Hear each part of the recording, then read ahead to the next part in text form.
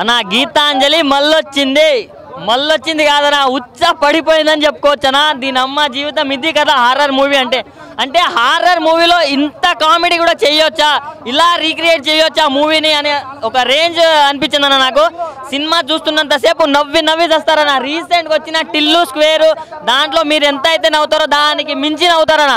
సినిమాకు biggest plus point ఏంటంటే మన సత్య గారు దీంట్లో యాడ్ అయ్యారు కదా, దానివల్ల మూవీ ఎక్కడికో వెళ్ళిపోతుంది అన్న. అసలు ఆయన స్క్రీన్ మీద ఉన్నంతసేపు ఎవడు సీట్ల మీద కూర్చోడు. సో చాలా పెద్ద ఆర్టిస్టులు ఉన్నారన్న. సో యాజ్ యూజువల్గా వాళ్ళందరూ బాగా చేశారు. సో ఇంతకు ముందు వచ్చిన దానికంటే ఇది మాత్రం చాలా అంటే చాలా డిఫరెంట్ కాన్సెప్ట్ అన్న. అంటే ఓన్లీ ఆర్టిస్టులతోనే కాదండి బాబోయ్, అసలు దయ్యాలతో కూడా సినిమా తీయొచ్చు అనే దాన్ని తీసుకొని దానివల్ల వచ్చే కామెడీ మాత్రం చాలా అంటే చాలా నెక్స్ట్ లెవెల్ ఉంది. ఎవరు నమ్మినా నమ్మకున్నా సినిమా మాత్రం బిగ్గెస్ట్ బ్లాక్ బస్టర్ అన్న. చాలా బాగుంది అన్న. 5కి 4.5 వచ్చిన ఆ రేంజ్ లో ఉంది. చాలా బాగుంది అన్న. Thank you. గీతాంజలి మళ్ళీ వచ్చింది భయ్యా, మామూలుగా రాలేదు. అల్టిమేటెడ్. వామ్మో, ఆ ఎక్స్ప్రెషన్స్ ఏంది, ఆ డైలాగ్ డెలివరీ ఏంది, తన యాక్టింగ్ ఏంది భయ్యా. నిజంగా ఒక అన్నపూర్ణమ్మని చూశాను, ఒక సౌందర్య గారిని చూశాను. అంతకు మించి చేసిన యాక్టింగ్ అయితే అల్టిమేటెడ్ ఉంది. చాలా బాగుంది. ప్రతి ఒక్కరు చూడండి, నిజంగా స్టార్టింగ్ నుంచి ఎండింగ్ వరకు అయితే దుర్లగొట్టారు. ఆ సినిమా మాత్రం ఒక లెవెల్లో చూసుకెళ్లారు. డైరెక్షన్ అయితే అల్టిమేటెడ్. క్లైమాక్స్ ఫైట్ కానీ, రావు రమేష్ హర్రర్ ఎఫెక్ట్ కానీ ఎవ్రీథింగ్ చాలా బాగుంది. అలాగే పంచ డైలాగులు, నిజంగా శ్రీనివాస్ గారు పంచ డైలాగ్ అయితే అల్టిమేటెడ్ భయ్యా. ప్రతి ఒక్కరి క్యారెక్టర్ డిఫరెంట్గా ఉంది. నాకైతే బాగా నచ్చింది, మళ్ళీ చూడాలని ఉంది. అంత బాగుంది అనమాట సినిమా. పార్ట్ 1 కంటే పార్ట్ 2 బాగుంది భయ్యా, నిజంగా చెప్తున్నా. దిల్ రాజు గారు అల్టిమేట్. నిజంగా చిన్న క్యారెక్టర్ ఆ బిట్టు చాలా బాగా అనిపించింది. అంటే కొత్తగా డైరెక్షన్ కానీ, అలాగే కొత్తగా ఆర్టిస్టులు అవ్వాలని వచ్చి ఇండస్ట్రీలో మోసపోయే వాళ్ళ గురించి ఒక మెసేజ్ ఇచ్చినమాట. సూపర్. ప్రతి ఒక్కటి హైలైట్ అనమాట. గీతాంజలి మళ్ళీ వచ్చిందంటే ఏమనుకున్నా కానీ ఫస్ట్ హాఫ్ అంటే మనం పార్ట్ 1 కంటే పార్ట్ 2 ఎక్కువ ఎంజాయ్ చేస్తారు భయ్య. పార్ట్ 1 మనం ఫుల్గా ఎంజాయ్ చేసినాం, కానీ పార్ట్ 2 ఇంకా హైలైట్ ఉంది. చాలా బాగుంది సినిమా. గీతాంజలి మళ్ళీ వచ్చింది. కోన వెంకట గారి ఖాతాలో మరో హిట్ వచ్చింది.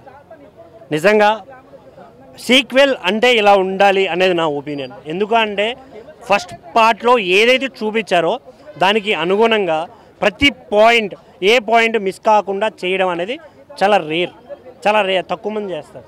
బట్ ఈ సినిమాలో కోన వెంకట గారు వేరే లెవెల్గా యూజ్ చేసుకున్నారు. అక్కడ ఉన్న ఆర్టిస్టులు కావచ్చు, ఆ క్యారెక్టరైజేషన్స్ కావచ్చు, ఈ సినిమాకి పనిచేసిన ప్రతి ఒక్క టెక్నీషియను ఏం చేయాలి సినిమాకి అనేది ఫుల్ ప్లెడ్జ్డ్గా చేశారు అన్నది నా ఒపీనియన్. దానికి రీజన్ ఏంటంటే బ్యాక్గ్రౌండ్ స్కోర్ బాగుంది.